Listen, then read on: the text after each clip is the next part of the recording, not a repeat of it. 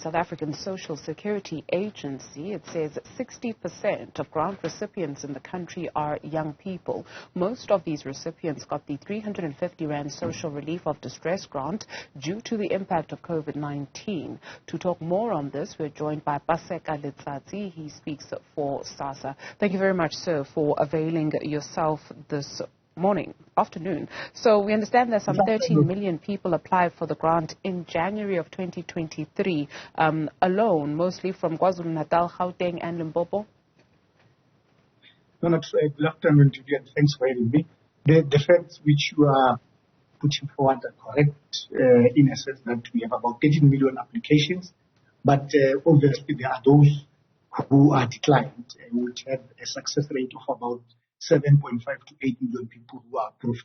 Because basically what we do each and every month, we do the verification processes to make sure that the conditions of individuals have not changed.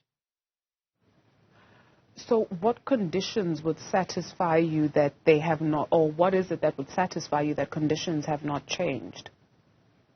Because people give us their banking details to do, and what we simply do is to check if the conditions of individuals in terms of them being employed. Because for the fact that I was not employed in December or January does not mean that in February I'm not employed, or I may be having another source of income in my banking account. So that's basically what we do to make sure that we check those particular aspects. We also have people who try their luck to beat the system. But obviously our systems are such that we are able to pick up all these particular aspects.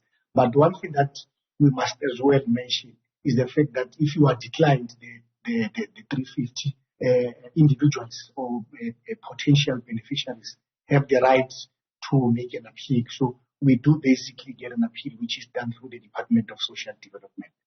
We understand that the majority of those who are receiving the 350 Rand grant are women, and these are people between the ages of 18 and 35? No, not true. In terms of our analysis, we have picked up that the majority of people who have applied would be female, but secondly at about around 59%. But we also have the majority of them, because it's between ages of 18 and 59, will be young people.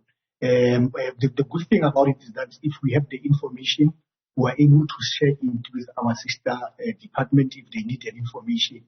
For an example, if the Department of Education would want that information, we can then be able to share with them, but there are processes which we need to follow so that we don't give individual information and break the law.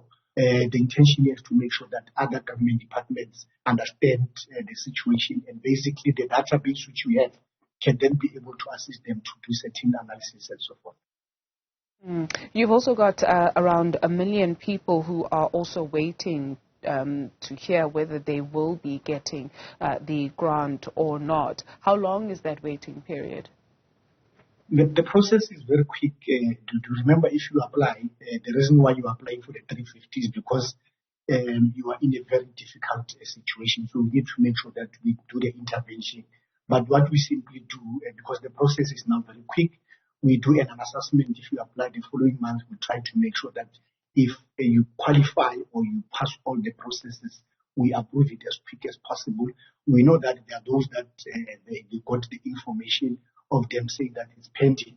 In some instances, we communicate with them because one, you would find that we always appeal to people that please make sure that when you make an application, one, give us the correct information, because if you give us a wrong number or you give us a wrong ID number, the system might reject you and you'll be frustrated and wait for a very long period. So we are appealing to those who are making the application that please make sure, take your time. Don't be quick. Just take your time. Make sure that the information which you give us is as accurate as possible.